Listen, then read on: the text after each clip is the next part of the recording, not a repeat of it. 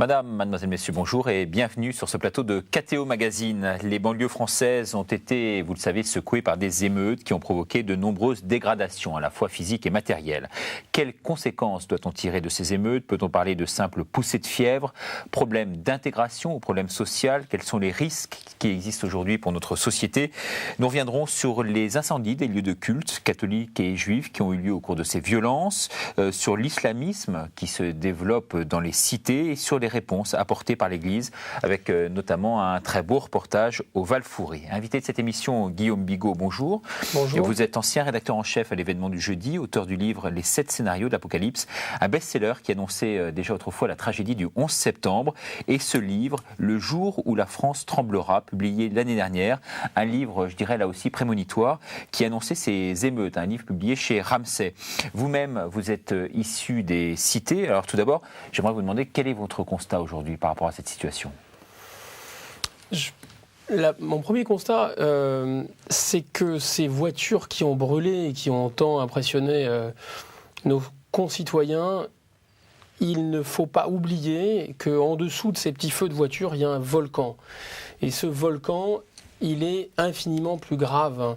Ce volcan, il est dû à une violence latente qui est celle d'adultes malfaisants qui contrôlent plus ou moins ces quartiers et ces bandes. Et c'est cette violence-là qui, si un jour elle se déchaînait, serait terrifiante. Parce que, en effet, il y a des armes dans les cités et les trafiquants de drogue, les islamistes, ont remplacé finalement la société légale, la société normale. Donc ce qu'on a vu, c'est des petites flambées de violence sporadiques, ça s'est généralisé naturellement, mais finalement ça concerne des enfants relativement jeunes, 11, 12, 13 ans, qui ne sont pas très bien contrôlés par les adultes et qui sont retournés chez eux assez rapidement. Ça a terrorisé la France. Or et là, je crois que c'est l'arbre qui cache la forêt. C'est ça, donc vous êtes terrifié, mais pas étonné.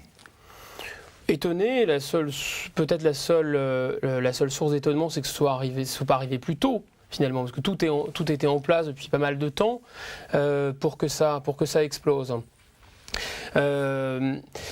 Ce phénomène qu'on a vécu va se renouveler, va se répéter à coup sûr, ne serait-ce que parce que je pense que les mesures adéquates ne seront pas prises par les autorités et que si vous voulez, c'est à la fois la mesure du phénomène qui n'a pas été prise et plus généralement le fait qu'on vit dans un univers où ce qui est télévisuel a remplacé ce qui est réel, et dans un univers virtuel où la réalité a finalement peu de prise. Le non au référendum, Le Pen au deuxième tour, maintenant les voitures qui ont brûlé, ça n'aura pas de prise, puisque très peu de temps après que les carcasses aient fini d'être calcinées, on a vu la classe politique, la classe médiatique, les classes dirigeantes finalement réembrayer sur le même discours comme si de rien n'était, et donc continuer sur leur lancée. Évidemment, si les causes ne sont pas traitées, la situation restera la même. Ce qu'il ne faut pas négliger, c'est qu'il y a un phénomène de dynamique. C'est-à-dire que ce n'est pas une situation stable. Ça c'est appelé à s'aggraver. C'est appelé à s'aggraver, et je crois qu'au mieux, les classes dirigeantes pourraient se dire qu'on est dans une situation comparable à celle des États-Unis, par exemple, des banlieues de l'Amérique du Nord, où il y a ces poussées de violence depuis déjà les années 60, c'est pas du tout récent, mais où finalement, voilà, ça flambe d'un seul coup, il y a une grande poussée de colère, et puis ça retombe. Alors justement, puisque vous évoquez les banlieues aux États-Unis, je citais un extrait de votre livre, donc écrit il y a 2 ans, paru l'année dernière, et qui vraiment, en cela, était prémonitoire. Écoutez plutôt, vous dites « L'idée d'une conquête manu militari de la France par l'islamisme, pour l'instant, est absurde. En revanche, des explosions de colère sporadiques pourraient bien éclater, un phénomène comparable à celui des émeutes de Los Angeles ». Peut se dérouler dans l'Hexagone. 6 jours d'émeutes raciales qui se soldèrent par 55 morts, 2000 blessés, 10 000 interpellations et un préjudice d'1 milliard de dollars dû aux incendies et aux pillages. Cette mini-insurrection ne cessa qu'après intervention militaire, donc en l'occurrence la garde nationale là-bas. En France, la situation sociale des banlieues est mûre, disiez-vous donc il y a 2 ans, pour ce type de dérapage. Et vous dites que la société française préférera l'insécurité à l'instabilité. Oui, mais nous ne sommes pas aux États-Unis. Nous ne sommes pas aux États-Unis. Alors, quelles sont les différences? Parce qu'il y a beaucoup de ressemblances. Il y a un phénomène de ghetto, il y a une relégation même territoriale. Les différences sont les suivantes. D'abord, il y a un fond, si vous voulez, religieux.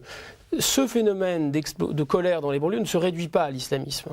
Mais l'islamisme est un facteur aggravant, et considérablement aggravant. il y a en toile de fond, et c'est un phénomène mondial, un raidissement de l'islam et surtout une montée donc de cet islamisme violent, radical, avec ces attentats de masse.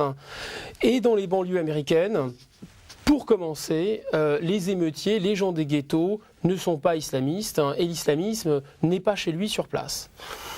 Le phénomène donc identitaire est un facteur aggravant en France. Il ne se réduit pas à l'islamisme parce qu'une partie de ces jeunes d'origine immigrée ne sont pas musulmans. Mais enfin, une majorité d'entre eux le sont. Et voilà qui change tout.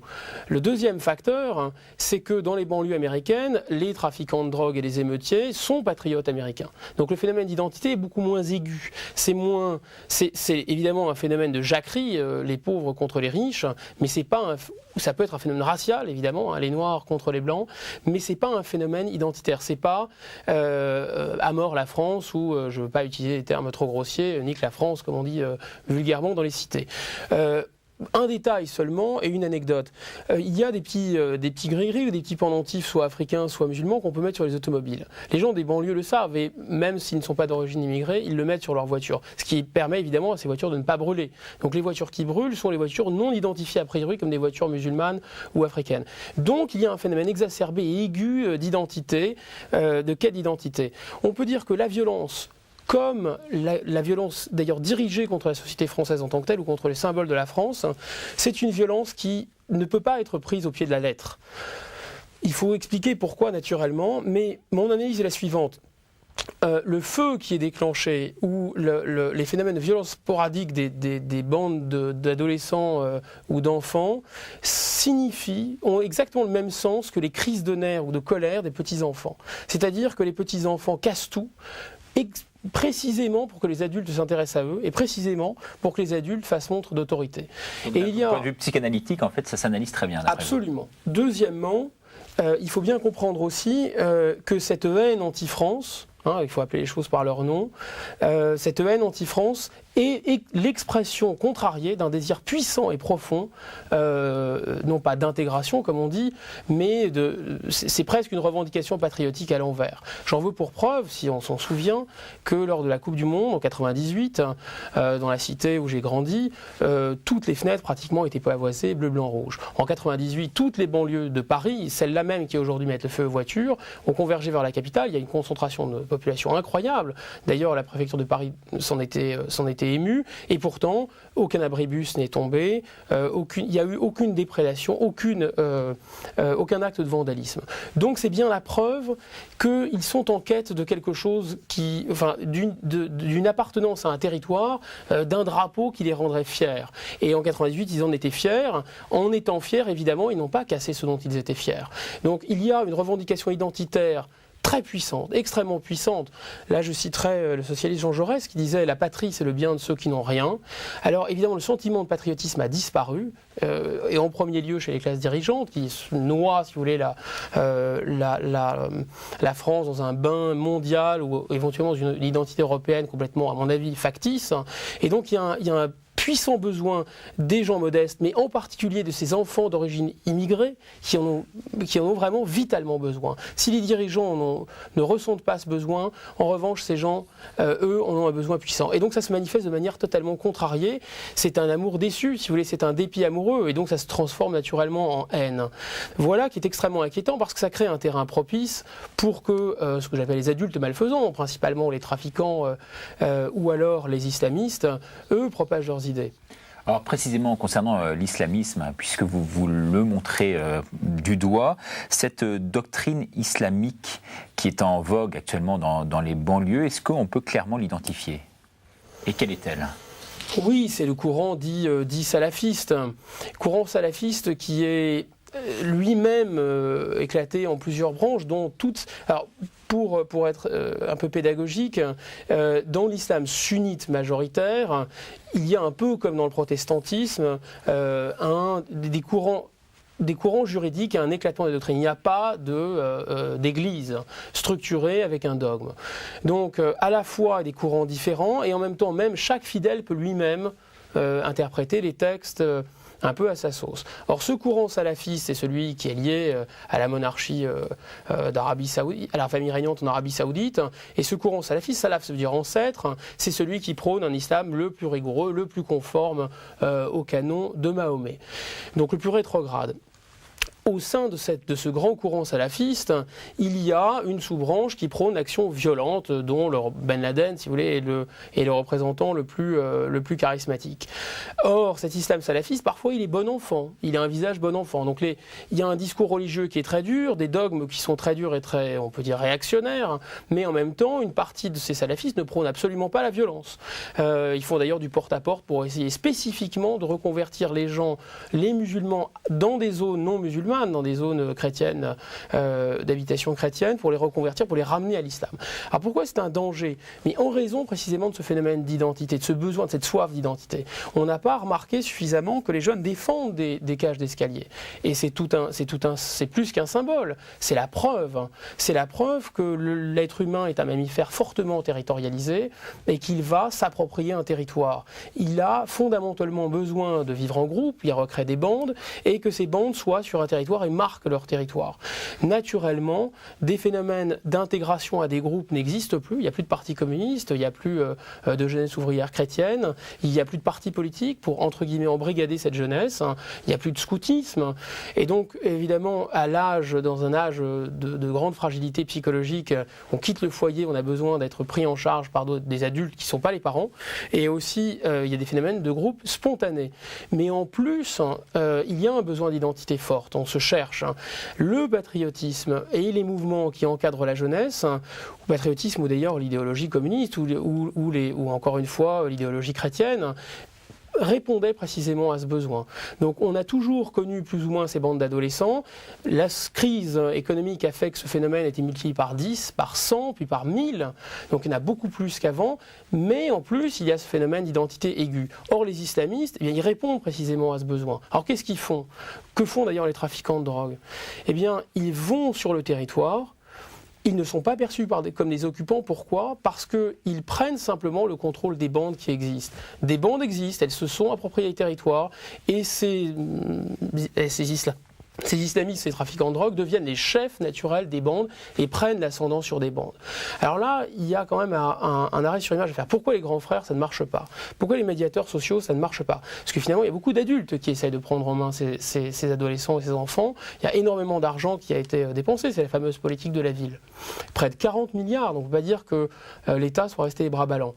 Pourquoi ça ne marche pas? Parce qu'en fait, ils n'ont absolument pas perçu leur psychologie. La psychologie de ces enfants et de ces adolescents, c'est celle des petits-enfants. Ils sont profondément immatures, beaucoup plus immatures que les enfants et les adolescents classiques.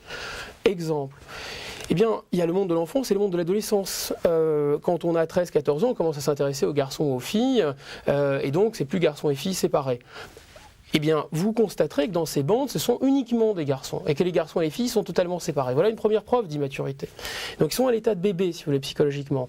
Deuxième preuve de ce que j'avance, eh bien, ils vont exactement comme les petits-enfants tout casser. Vous leur donnez un local, par exemple, c'est typiquement une fausse mesure. Puisqu'ils attaquent, ils agressent le monde des adultes, c'est pour que les adultes s'intéressent à eux, et sûrement pas pour qu'ils restent entre eux. Or, que font les adultes? Eh bien, ils leur donnent un local pour qu'ils restent entre eux. Évidemment, ils vont immédiatement le saccager, exactement comme les petits-enfants cassent tout. Autre preuve encore, eh bien, ils coexistent entre enfants et jeunes adolescents. Et ça, vous ne voyez ça nulle part. Les jeunes adolescents normalement structurés ne refusent d'être avec les petits. Jusqu'à 11-12 ans, on peut mélanger des enfants de 2 ans et de 11 ans, mais à 12 ou 13 ans, ils refusent d'être avec des gens de 10 ans, parce que les grands vont entre eux et les petits entre eux. Et bien là, vous avez un mélange tout à fait détonnant. Vous avez des enfants de 8, 9, 10 ans. Alors effectivement, ils sont dans les cités utilisées comme chouf, qui vient de l'arabe, qui veut dire regarder, donc ils surveillent les abords des trafics, et donc ils sont utiles parce qu'ils ne sont pas punissables par la loi avant 16 ans. Mais enfin, tout de même, ce mélange d'enfants et d'adolescents est tout à fait significatif de leur immaturité. La peur des femmes, le phénomène des tournantes, tout ça est tout à fait caractéristique de l'immaturité psychologique. La pyromanie, là aussi, n'importe quel psychiatre vous expliquera qu'on est là face à des gens qui ont 5 à 6 ans d'âge affectif ou d'âge mental. Donc, on ne peut pas discuter avec eux, on ne peut pas dialoguer avec eux. Quiconque a des enfants et subit une crise de nerfs d'un enfant, c'est très bien que, en essayant, s'il il a cette crise de nerfs, c'est précisément qu'il ne peut pas exprimer. Donc si vous lui dites, dites-moi mon petit chéri, ce qui t'arrive, il va tout casser chez vous. Donc le seul moyen, c'est de le mettre au coin ou de lui mettre un coup de pied dans le derrière et lui dire calme-toi et ça passait. Mais surtout, cette violence manifeste le besoin des adultes. Ils ont envie que les adultes s'intéressent à eux. Alors, un problème de reconnaissance. Donc, qui vous montrez du doigt? Donc, finalement, ce sont les adultes eux-mêmes, en fait. Les adultes eux-mêmes sont totalement responsables, principalement, essentiellement responsables de ce phénomène. Alors, je répète, la question, elle est fondamentale. Pourquoi les adultes n'y arrivent pas? Pourquoi les professeurs n'y arrivent pas? Pourquoi les juges n'y arrivent pas? Pourquoi les éducateurs n'y arrivent pas? Je répète, parce qu'ils n'ont pas perçu leur psychologie. Et leur psychologie est basée sur deux idées fondamentales. La première, le respect unique pour l'autorité et le courage physique. Je disais qu'ils sont affectivement immatures, mais ils sont physiquement mûrs, parfois aguerris, hein, ils se bagarrent, ils sont costauds, et puis ils peuvent être par ailleurs très intelligents. Donc c'est évidemment beaucoup plus compliqué de maîtriser un adolescent un peu fou de 13-14 ans qui met le feu partout, plutôt que de maîtriser un enfant de 3-4 ans. Mais surtout, ces bandes ne respectent que le courage et la force.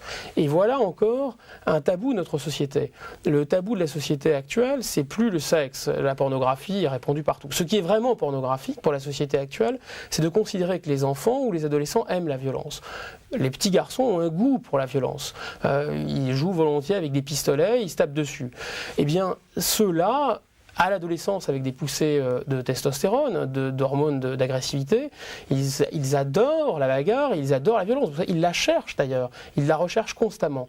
Cette violence, soit elle est canalisée, soit elle ne l'est pas. En l'occurrence, elle ne l'est pas, ils sont livrés à eux-mêmes. Et donc cette violence va se déchaîner et ne va trouver aucun frein, même aucun frein moral. Ils sont parfaitement capables de vous mettre à mort uniquement pour s'amuser. Exactement comme les enfants qui arrachent les ailes d'une mouche. Donc il n'y a pas de limite. Mais l'état de droit est montré puisqu'il est bafoué aujourd'hui. Il est totalement bafoué et surtout est impuissant. Parce que l'état de droit ne peut se faire respecter que par la répression. Mais la répression est impuissante face à des enfants de 12-13 ans, ne serait-ce que parce qu'eux ne vont pas limiter leur violence. Ils seront complètement déchaînés dans leur violence et naturellement en face d'eux les adultes. Et Dieu merci, on n'est pas aux États-Unis avec ces 55 morts, on n'a pas envoyé encore les paras ou l'armée, et j'espère qu'on ne le fera jamais.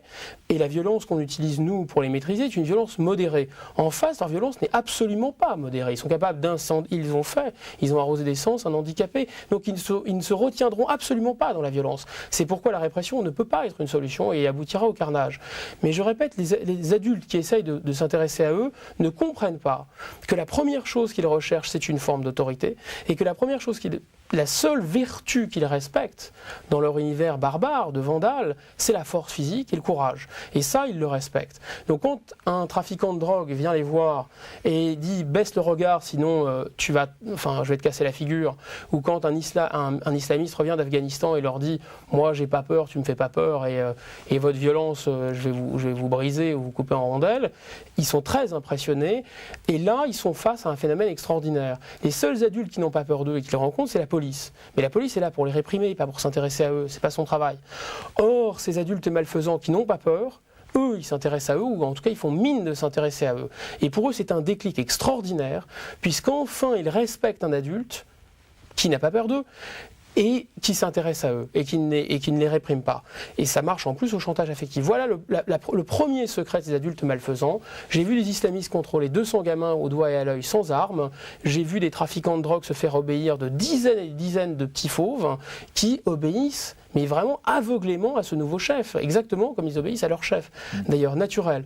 Donc la première clé, c'est de comprendre que les adultes qui ont peur physiquement, qui manquent de courage, ou objectivement qui ont peur, qui n'ont pas les moyens de se défendre, ne peuvent rien pour ces jeunes et ils se mettent eux-mêmes en danger.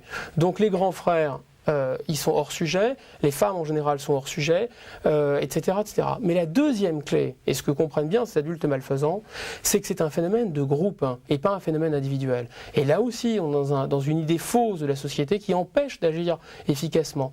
On ne peut pas régler leurs problèmes de manière individuelle. Si vous vous intéressez à eux individuellement, si vous les sortez de leur milieu, et on a vu ces reportages tout à fait effarants pour moi sur ces centres fermés où on avait 2 psychologues, un sociologue, 3 éducateurs pour un enfant.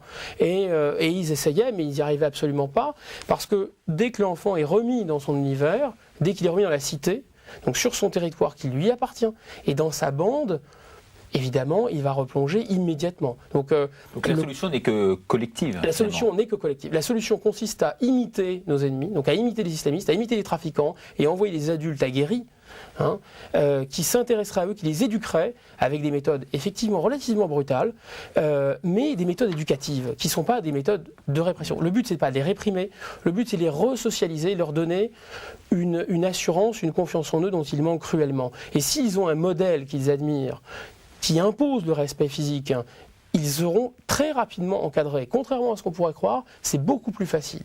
Mais hélas, le discours et les actions préconisées et suivies jusqu'à aujourd'hui mènent au désastre. C'est premièrement la répression. Donc je répète, la répression ne peut pas aboutir parce qu'il y aura surenchère de l'autre côté et que la violence de la société, Dieu merci, sera contrôlée. Et deuxièmement, il ne peut pas y avoir prévention parce que la prévention est totalement hors sujet. Prenons au pied de la lettre le discours de ces jeunes qui est en fait un discours totalement tactique. Quand ils disent par exemple « nous sommes des victimes », il ne faut pas en croire un traître mot. Au contraire, ils se perçoivent comme ultra dominants et violents. Ils ont un complexe terrible de supériorité. Ils pensent qu'ils sont dans la psychologie du film Scarface, du voyou tout puissant. Et donc, si ils disent devant les caméras que nous sommes des victimes, nous sommes relégués, etc., eux n'en croient pas un traître mot. Donc vous êtes d'accord, vous, avec ces propos du philosophe Alain Finkielkraut, qui aurait dû être notre invité aujourd'hui, mais qui a été retardé pour des contingences techniques, et qui dit finalement, au lieu d'être outragé par le scandale des écoles incendiées, aujourd'hui on a tendance à pontifier sur le désespoir des incendiaires. Est-ce que ce n'est pas une réflexion un peu à l'envers qui nous conduit à penser ça ?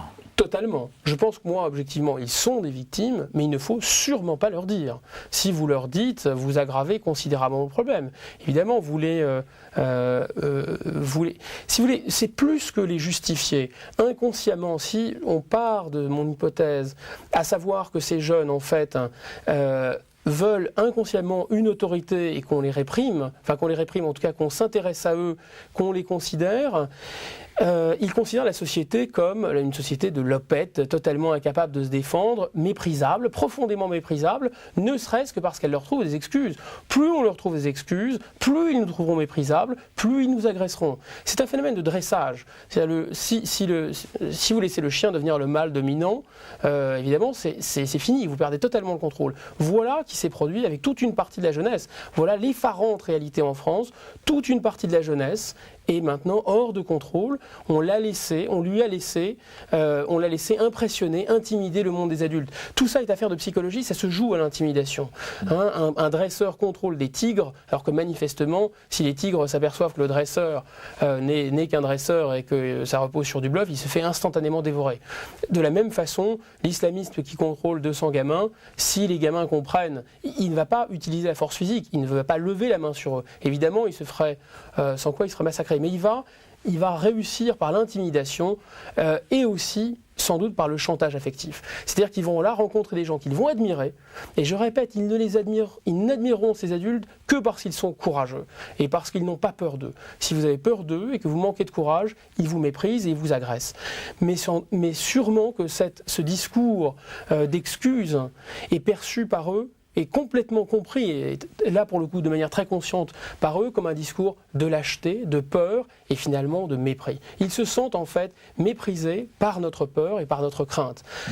Si on se dit que ces enfants ont besoin de nous et en même temps qu'on assume nos responsabilités, qu'on ne les laisse pas gouverner le monde des adultes, alors là on s'apercevra qu'ils peuvent être doux comme des agneaux, que ces petits fauves qui sont capables de choses absolument terrifiantes peuvent instantanément, presque instantanément, devenir doux comme des agneaux. C'est le magnifique livre qui s'appelle Sa Majesté des Mouches, où on voit cet officier de la marine britannique débarquer sur une île où les enfants sont livrés à eux-mêmes, et dès que l'adulte a posé le pied, ces enfants qui étaient devenus des petits fauves, des terreurs, redeviennent des petits enfants et continuent à jouer aux billes. Ce qu'on ne dit pas suffisamment, c'est que ces fameuses terreurs des cités et racailles, ils habitent chez papa-maman, ils sont correctement nourris, et ils sont totalement immatures. Ce sont des petits gamins qui ont vraiment besoin d'une correction, rien de plus, et sans doute pas la police. Quand vous parlez d'islamisme, il faut faire très attention, parce que c'est vrai que l'écrasante majorité aujourd'hui des musulmans de France ne partagent pas, bien entendu, les convictions de ces personnes-là. Bien entendu, c'est une...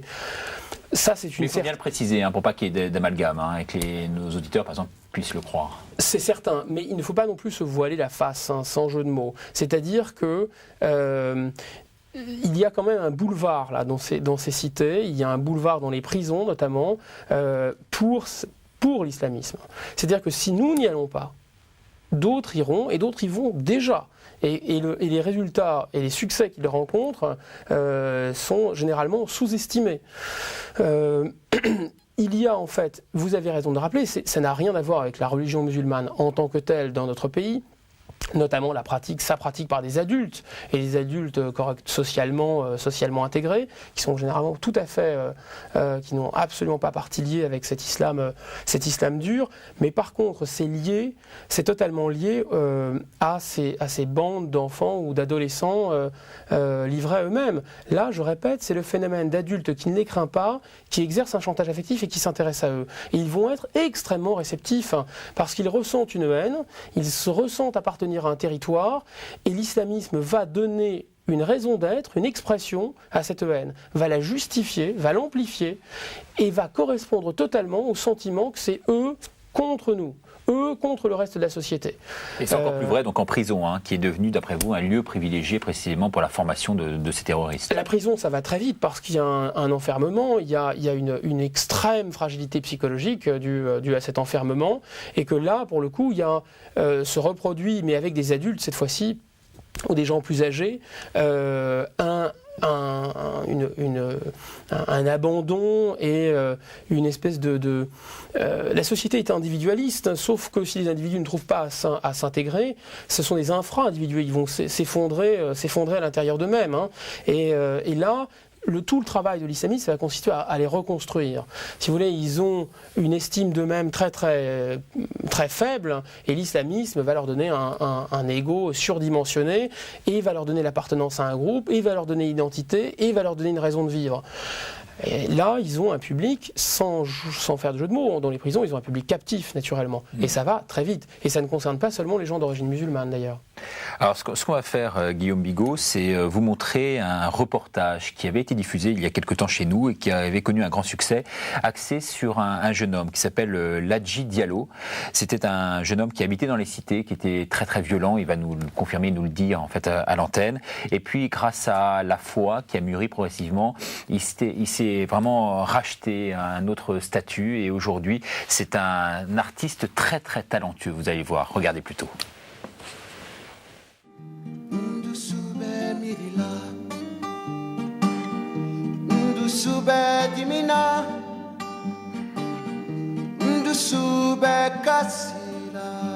Je suis né, j'ai grandi à Paris, après un peu plus tard en Seine-et-Marne. J'étais un enfant assez difficile, parce que je passais beaucoup mon temps à me bagarrer, à me battre, et j'étais très violent en fait. Quand je me battais par exemple, je commençais toujours par donner un coup de boule. Ça c'était mon truc favori, c'était un coup de tête. Et puis après, voilà, quoi, on se battait. Il y a une bagarre qui m'a vraiment marqué. Je faisais du basket, et puis bon, on avait beaucoup de déplacements, et c'était embrouille sur embrouille, les matchs de basket. Et on était à un entraînement, et il y avait un de mes entraîneurs de basket qui m'avait dit des choses qui ne m'avaient pas plu. Et bon, il était grand, assez mince. Et puis bon, je sais pas, ça a déclenché quelque chose en moi, j'ai essayé de me calmer. Et puis, tout au long de l'entraînement, je sais pas pourquoi, j'avais l'impression qu'il m'en voulait ou quoi. Et là, il y a eu quelque chose qui s'est déclenché en moi, je suis arrivé vers lui, je l'ai vraiment massacré, quoi. Massacré, je l'ai tapé. Et je crois vraiment qu'à ce moment-là, je ne suis même pas conscient. Ce mec-là, j'aurais vraiment pu le tuer. Cette violence, aujourd'hui encore, j'ai du mal à comprendre d'où elle venait, parce que je suis issu d'une famille donc musulmane. Mes parents étaient des musulmans très pratiquants, des gens assez droits, et mes parents s'aimaient beaucoup.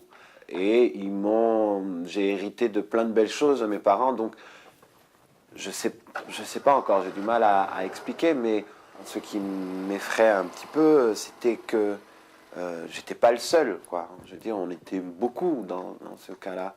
À ma conversion, j'ai fait une expérience très forte de Dieu qui m'a guéri, qui m'a complètement libéré et qui m'a rempli d'une vraie force.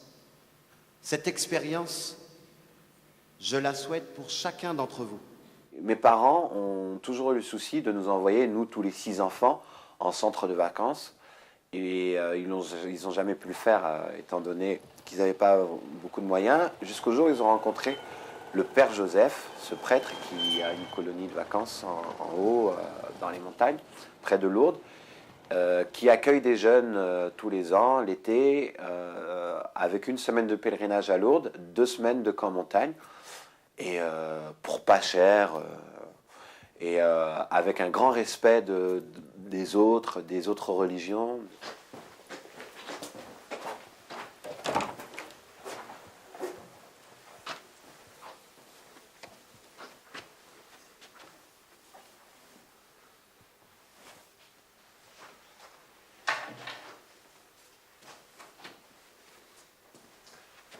Voilà, la chapelle de Julos.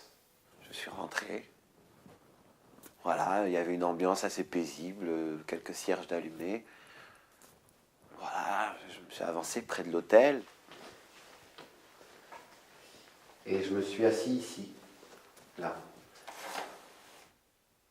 Puis je me suis un peu recroquevillé sur moi-même, j'ai joint les mains, j'ai fermé les yeux. Et puis j'ai attendu là, comme ça, 5 minutes, 10 minutes, un quart d'heure. Et puis au bout d'un quart d'heure, je ressens dans ma poitrine une petite chaleur. Une chaleur qui commence à grandir. Une chaleur qui commence à m'envahir complètement. Et puis je ressens une paix intérieure. Mais comme je n'avais jamais ressenti, je me sens inondé par cette paix. Et il y avait en moi plein de sensations, comme un feu intérieur, comme une joie intérieure, comme un torrent, je sais pas, c'était vraiment une sacrée expérience. J'avais jamais entendu parler de ça, je savais pas ce que c'était, mais je me posais pas de questions, et j'ai été complètement touché dans mon cœur, mais vraiment, et j'ai été surtout rejoint dans ma vie, j'ai été rejoint dans mes blessures, j'ai été rejoint dans mon histoire, dans l'histoire de mes parents, dans le musulman que j'étais, ce caïd que j'étais, ce jeune homme violent que j'étais. J'ai été rejoint dans tout ça.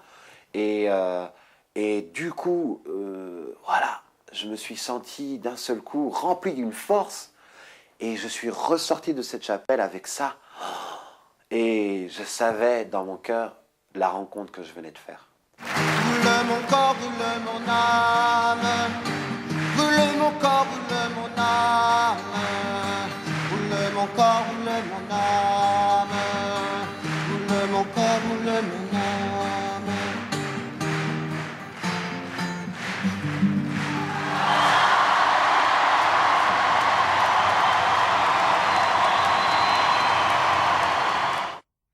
Voilà, de la haine, de la violence à la paix.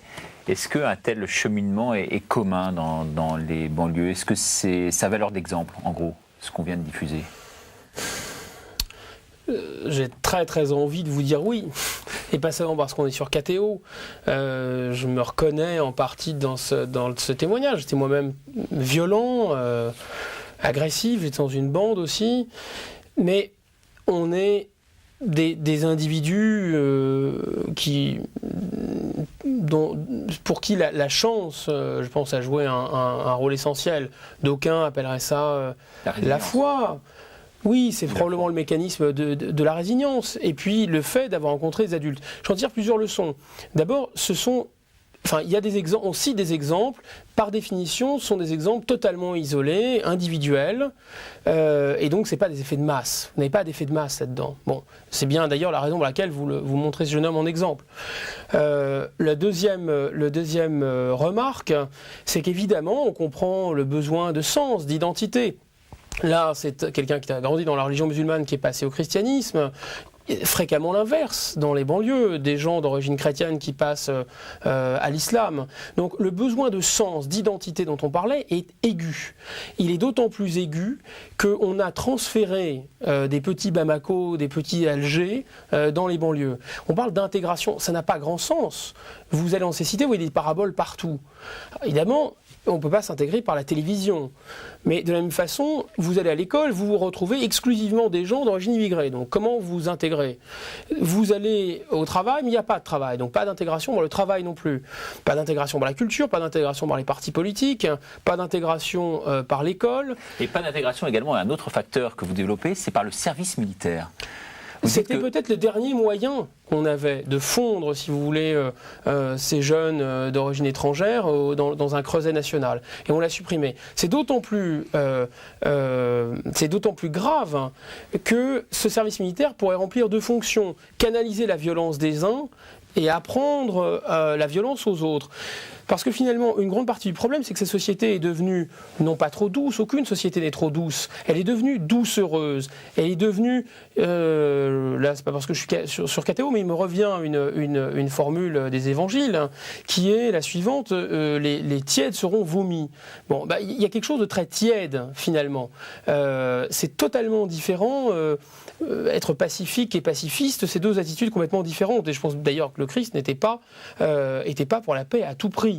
Donc, il y a des moments où la colère, la révolte, une dose de violence sont totalement justifiées. Or là, c'est proscrit. Cette société est complètement aseptisée. Et une bonne partie de la jeunesse, on parle de la jeunesse hyper violente, mais une bonne partie de la jeunesse qui a ces pulsions violentes aussi n'est plus éduquée à la violence, ne sait même pas se défendre. Donc on a d'un côté des tigres et de l'autre un troupeau de brebis. Donc évidemment, le service militaire permettrait aujourd'hui, serait d'autant plus important qu'il permettrait à certains d'apprendre à se défendre, à maîtriser la violence, et finalement un enseignement essentiel dans la vie, de pouvoir faire face à la violence quand elle se déchaîne et de pouvoir y résister. Et deuxièmement, elle permettrait à d'autres de canaliser leur violence. Ce que dit ce jeune homme dans le reportage, c'est qu'il ne comprend pas d'où venait cette violence. Bon, elle était exacerbée et il passait à l'acte pour telle et telle raison. Mais par ailleurs, je répète, cette pulsion violente est totalement normal chez les jeunes mâles. Aucune société humaine n'a fait l'économie de l'apprentissage à la violence. C'est les rites initiatiques des guerriers, de la tribu, en passant par la cité athénienne, jusqu'à la Ve République, avant l'abolition du service militaire. On devient citoyen en apprenant à manier les armes. Ce qui ne veut pas dire être violent. C'est-à-dire précisément le contraire. Canaliser la violence, la contrôler. Il y a des instincts, a démontré Freud, vous ne pouvez pas les nier. La seule chose que vous puissiez faire, c'est les domestiquer. Les sociétés qui nient la puissance de la sexualité sont des sociétés d'obsédés sexuels, tout le monde le sait. Dans les sociétés hyper répressives, les gens sont des maniaques sexuels. De la même façon, si on nie complètement cette pulsion violente, eh bien on va avoir une jeunesse hyper violente, ultra violente. Si on poursuit cette image, on se rend compte aujourd'hui cette situation tout à fait étrange où on nie le fait que les jeunes adolescents ont un goût pour la violence et simultanément on les abreuve d'images violentes. Vous imaginez une société hyper répressive sur le plan des mœurs qui diffuserait de manière massive des cassettes pornographiques. Donc ça créerait une tension, si vous voulez, terrible, celle qu'on constate précisément dans les cités.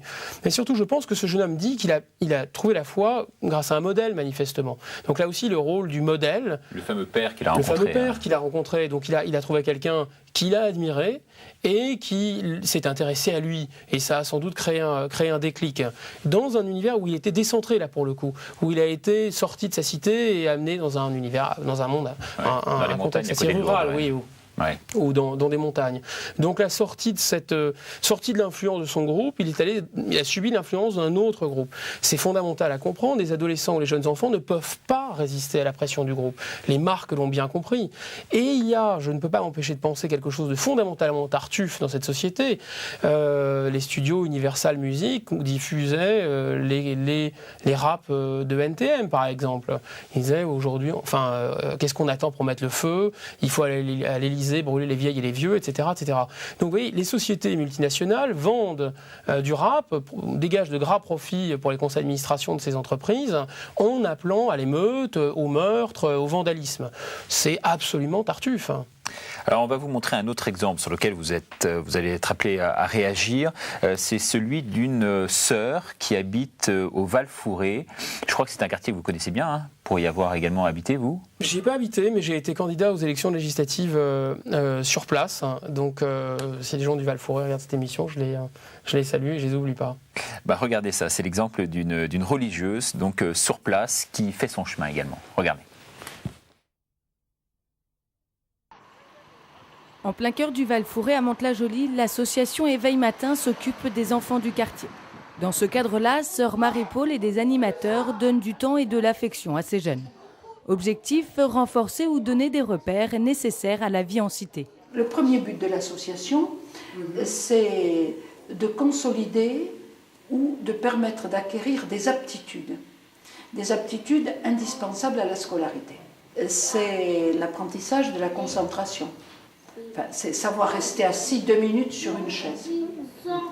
Savoir aller jusqu'au bout de quelque chose. Et ce n'est pas tout. Il faut aussi de temps en temps rappeler quelques valeurs qui ne sont pas tout le temps acquises et pourtant utiles.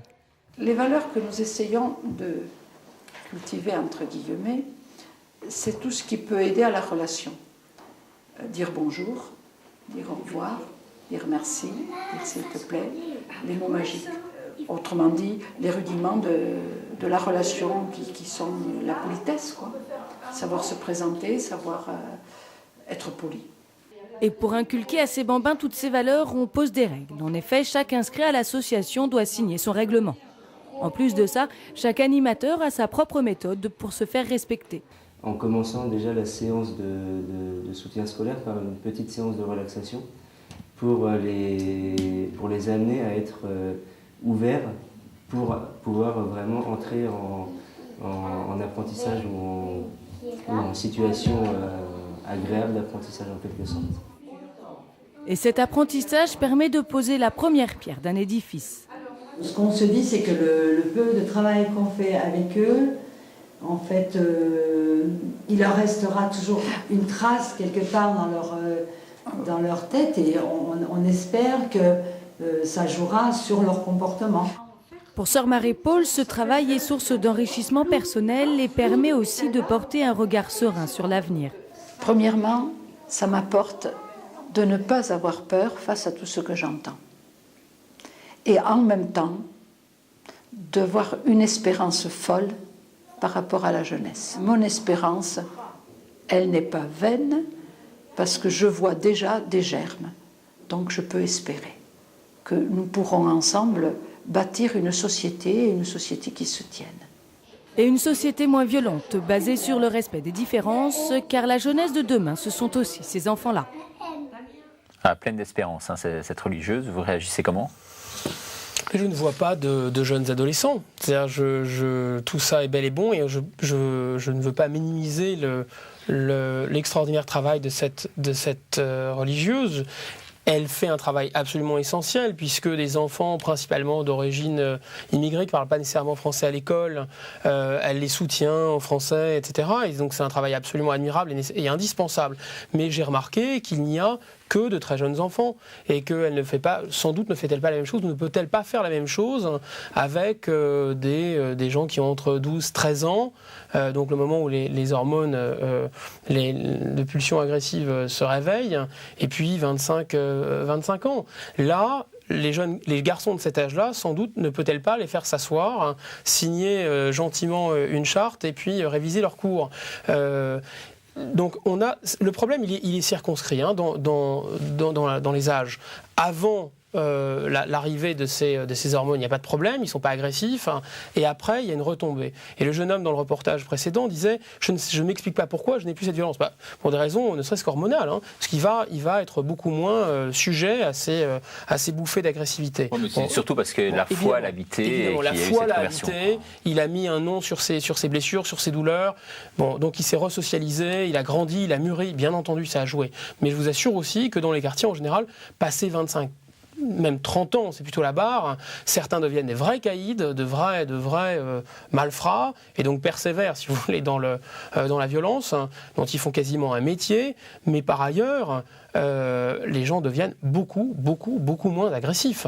Le problème, évidemment, c'est que leur vie est ruinée, parce que c'est précisément le moment où ça se décide, où on choisit un métier, où on s'intègre ou pas dans la société, où on fonde un foyer ou pas. Donc c'est gravissime. Je pense que le problème est mal posé. Cette France des banlieues fait peur. Cette France des bandes d'adolescents livrés à eux-mêmes fait peur. Mais en réalité, la peur va changer de camp. Et c'est ça la mauvaise nouvelle.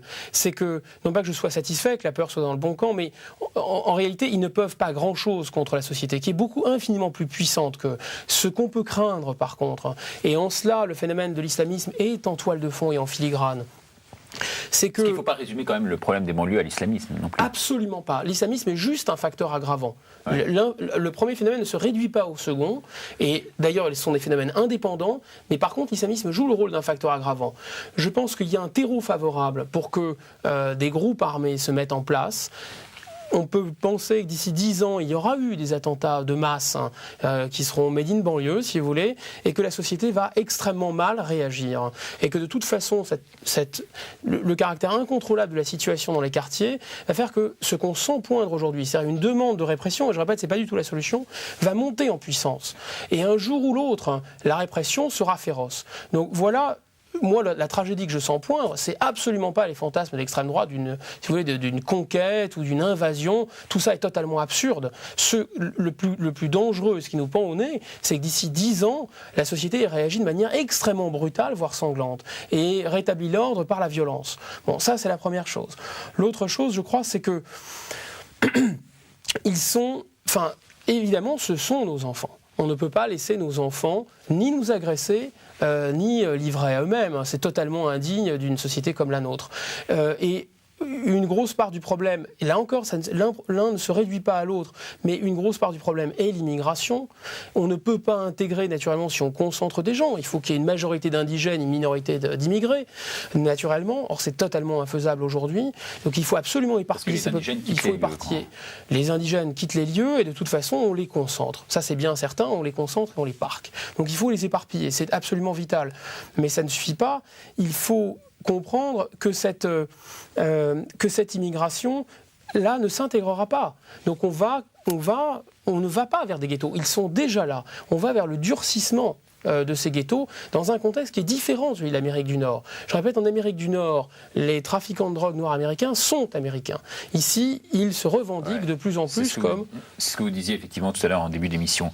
Est-ce que vous pouvez juste dire un mot sur cette déclaration de Monseigneur Ricard, l'archevêque de Bordeaux, président de la Conférence des évêques de France, qui nous disait « Nous estimons que la répression et la peur collective ne sont pas une réponse à la hauteur des tensions dramatiques de notre société. » En gros, il ne faut pas brandir peut-être aussi ce spectre de la peur à outrance qui risque de contaminer un peu les esprits.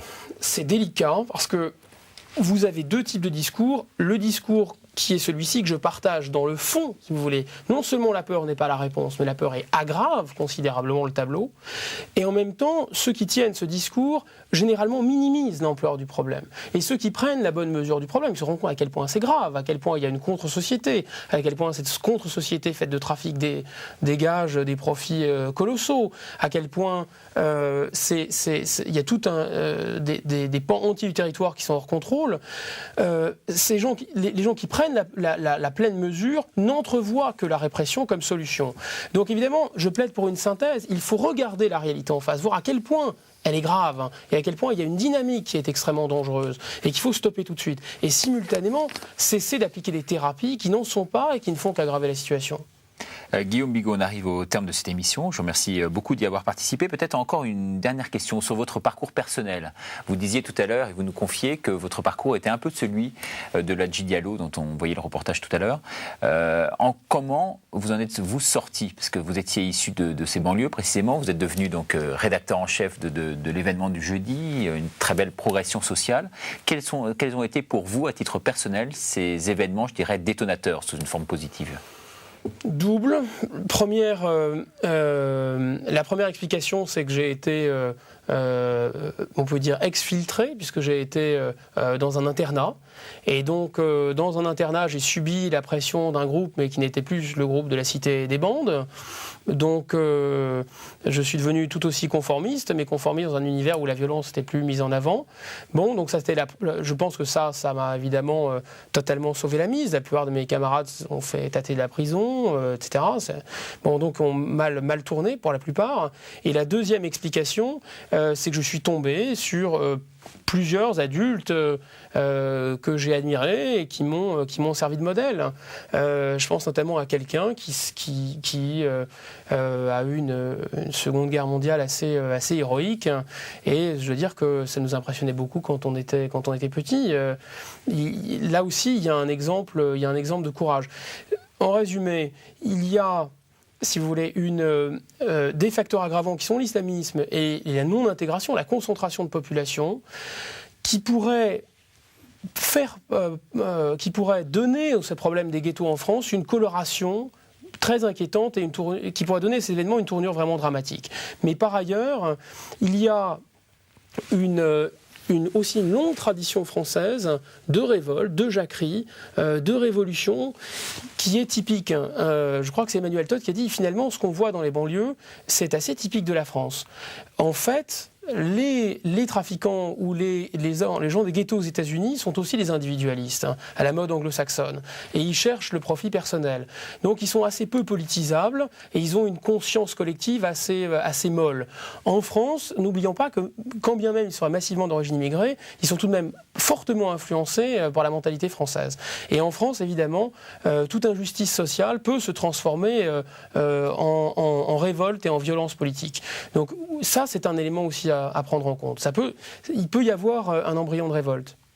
Écoutez, je vous remercie beaucoup d'être venu sur ce plateau de KTO Magazine. On va demander à notre public, maintenant, comme tous les jours, de réagir par rapport à cette émission. On vous communiquera donc, bien sûr, ces nombreuses réactions qui vont nous arriver sur notre site internet www.ktotv.com, plus exactement sur l'adresse email des réactions qui sont précisément sur ce site. Merci beaucoup de nous avoir suivis et à bientôt donc, pour un nouveau numéro de KTO Magazine. Au revoir.